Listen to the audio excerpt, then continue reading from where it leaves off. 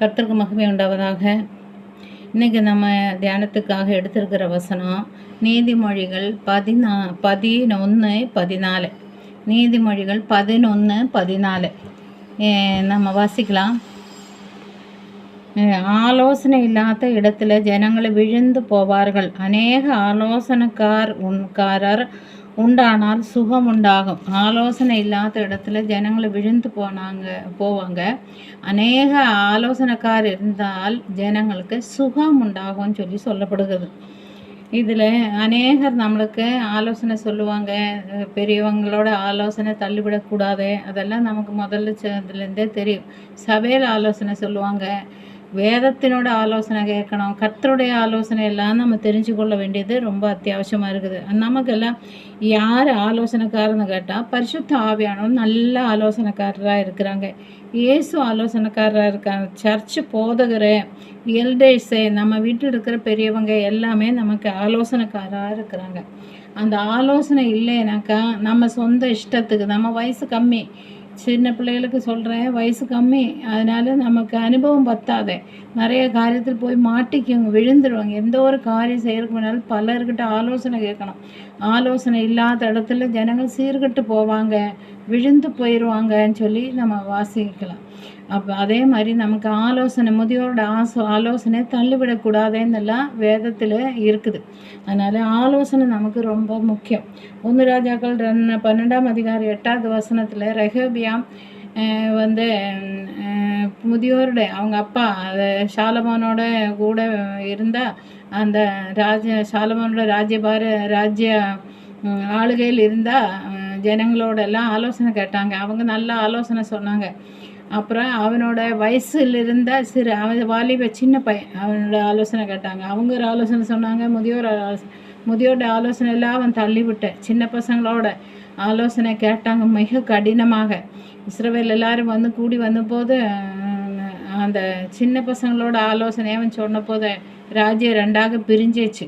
யூத வம்சத்துக்கு தான் அவன் ராஜாவா, நீ உன்னோட வீட்டை பார்த்துக்கோ, இஸ்ரவேல் நாங்கள் உன்னோட வழிக்கு வரதில்லை அப்படின்னு சொல்லிட்டு எல்லா இஸ்ரவேலரையும் எரேபியாம் ஆளுகை செய்தாங்க. ரெஹபியாவுக்கு வெறும் யூத ஜனங்களும் மட்டும்தான்.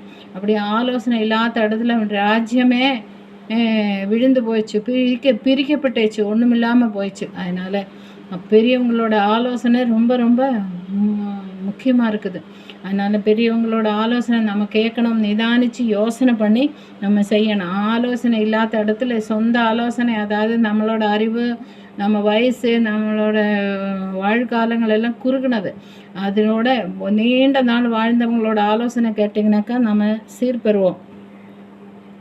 அடுத்ததாக சங்கீதம் 33:11 கர்த்தரே நமக்கு ஆலோசனைக்காரராக இருக்கிறான். கர்த்தர் ஆலோசனை நமக்கு தேவை. ஆண்டோட ஆலோசனை, அதை எப்படி ஆண்டோட ஆலோசனை நான் பெற்றுக்கொள்ள முடியும்? வேதத்தை வாசிக்கணும். வேதத்தை வாசிக்க கர்த்தர் நமக்கு அதனோட ஆலோசனையை அவர் கரெக்டாக கொடுப்பாங்க. சங்கீதம் 1 அப்படி துன்மார்க்குடைய ஆலோசனை பிரகாரம் நடுவாமல், பாவியோட வழி நெல்லாமல், பரியாசக்கார உட்காரத்தில் உட்காராமல், கர்த்தருடைய வேதத்தில் பிரியமாக இருக்கிற மனுஷன் பாக்கியவான், அவன் செய்வதெல்லாம் வாய்க்கு சொல்லப்படுகிறது பற்றி சொல்லியிருக்கா. அதனால் கர்த்தருடைய ஆலோசனை செய்யணும். கர்த்தருடைய ஆலோசனை நீங்கள் ஏற்றுக்கொள்ளணும். வேதத்தை நீங்கள் ஏற்றுக்கொள்ளணும். வேத வசனங்கள் பிரகாரமாக கர்த்தர் நம்மக்கிட்ட பேசுவாங்க. அது நமக்கு ரொம்ப முக்கியமானது.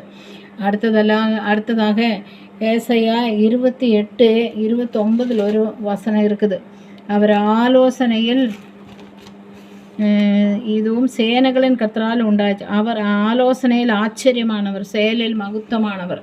அவர் ஆலோசனையில் ஆச்சரியவிதமான நமக்கு ஆலோசனை தருவாங்க. அவர் தெய்வீக ஆலோசனை நம்மளை கொடுத்து அவர் நடத்துவார். வேதத்தின்படி நம்மளை படுகொழியில் விழாதபடிக்கு நம்மளை காத்து கொள்ளுவாங்க. மேன்மையான இடத்துல கொண்டு போகிறதுக்கு நல்ல ஆலோசனை. கர்த்தரை நம்பினவர் ஒருபோது வெக்கப்பட்டு போனதில்லை. கர்த்தருடைய ஆலோசனை தினம் கேளுங்க. அதிகாலை எழுந்திருக்கும் போது அவருடைய ஆலோசனைக்காக நீங்கள் காத்துருங்க. இன்றைக்கி எப்படி நடத்துவீங்க, எங்கே போகணும், என்ன வரணும், என்ன பேசணும், என்ன காரியத்துக்கு எல்லாத்துக்கும் அவர் நமக்கு நல்ல வழி திறந்து அறியாத எட்டாத்தமான பெரிய காரியங்களை நமக்கு செய்வார். அவர் மகிமையான தேவன், உன்னதமான தேவன். அவரிடத்துல அவரே நீங்கள் அண்டிக் கொள்ளுங்க. நீங்கள் பாக்கியவான்களாக இருப்போம். அவரிடத்துல ஆலோசனை கேளுங்க. நீங்கள் பாக்கியவான்களாக இப்போ கமெண்ட் பண்ணுங்கள். கர்த்தருடைய ஆலோசனை எங்களுக்கு போதுமானதுன்னு சொல்லி கமெண்ட் பண்ணுங்கள். கர்த்தர் உங்களை ஆசீர்வதிப்பாங்க. நாம் இப்போது ஜெபிக்கலாம். நல்ல ஆண்டவரே, நன்றியோடு உன்னை துதிக்கிறப்பா. ஸ்தோத்திர ஸ்தோத்திர ஸ்தோத்திர ஆண்டவரே. அப்பா, உன்னுடைய ஆலோசனை பிரகாரம் நடக்க எங்களுக்கு நீங்கள் கற்றுத்தாங்கப்பா. ஸ்தோத்திரம். மனுஷன் ஆலோசனை எல்லாம் வீணை விருத படுகுழியில் விழும் அப்பா. ஸ்தோத்திரம்.